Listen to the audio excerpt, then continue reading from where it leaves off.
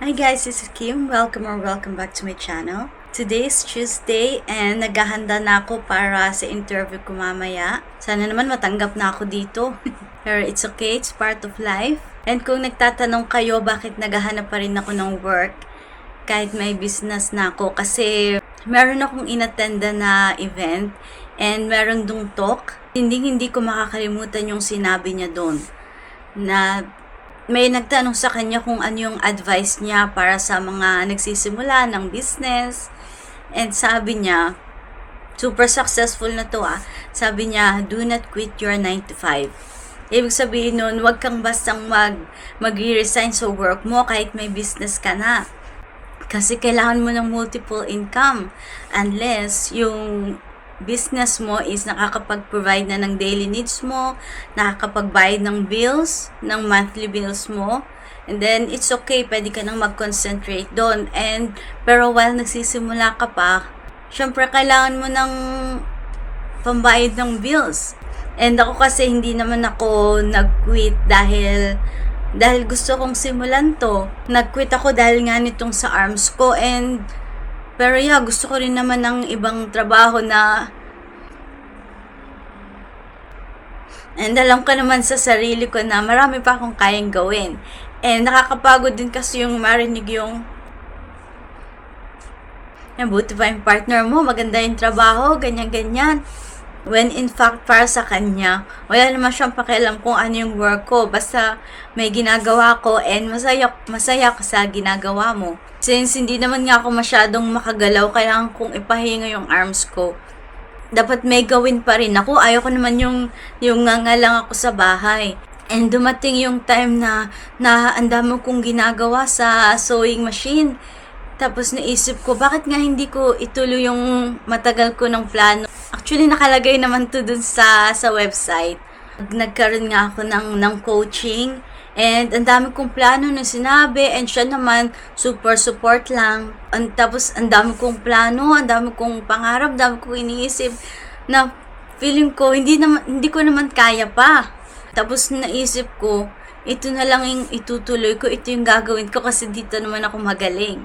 Kaya ayun, nabuhay ulit yung Kim Tomais.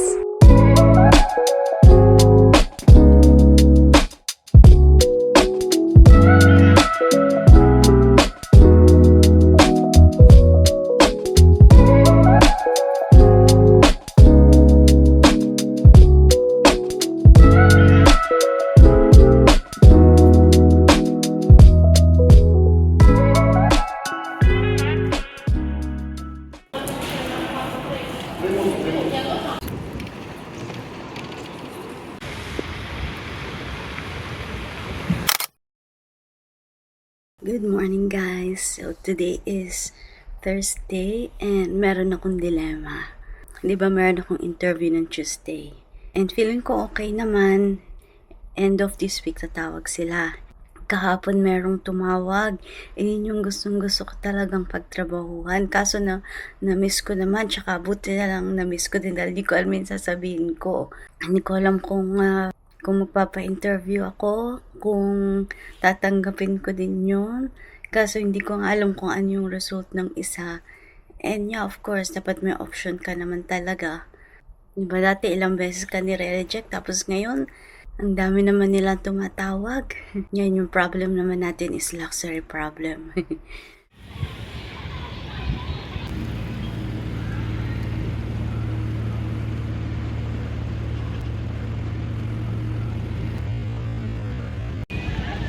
Oh, ganda. Yan, tignan mo Ari. Yumaman lang, hindi na namamansin. Miss, pwede magpa-picture? Pwede magpa-picture? Magulo, concentrate, tita. Ito lang basura.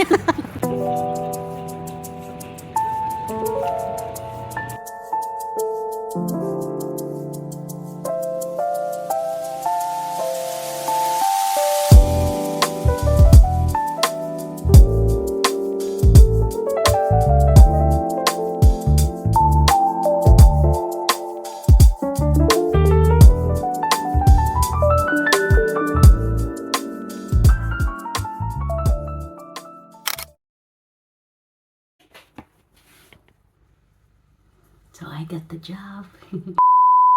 Yeah, yun talaga yung intro ko sana sa clip na to.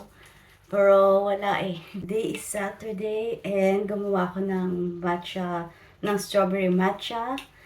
Pampalubag loob kasi ang tagal kong naghintay kahapon ng tawag. As in buong araw nang hinana ako sa stress. As in blurred yung paningin ko.